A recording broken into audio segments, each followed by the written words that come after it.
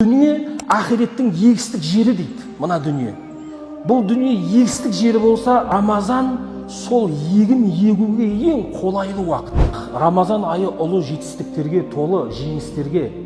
Енді қазіргі біз мамыражай бейбіт өмірде сүріп жатырмыз. Қазіргі біздің жихадымыз, қазіргі біздің күресіміз ол өзімізбен. Сахих хадисте пайғамбар саллаллаху алейхи ва саллям дейді: "Әл-мужахиду ман жахада нафсаху". Мужахид деген кім? Ол өзімен өзі күрескен, өзін жеңе білген адам. Рамазан айын барынша біз пайдалануымыз керек. Біз өз-өзімізді тәрбиелеуіміз керек. Күнделікті 5 уақыт намазда хайя алал фалах дейсіздер ғой. Не деген хайя алал фалах? Құтылуға шақырып жатсыздар ғой. Кім құтылады? Құран айтады: "Қада афлаха ман тазакка". Рухани тазаланған адам құтылады дейді.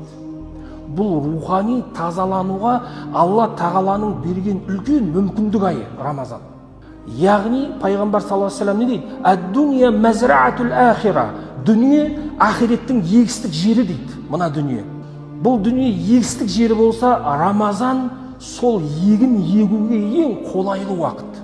Сол үшін бұл айды біз жоғары деңгейде пайдалануымыз керек.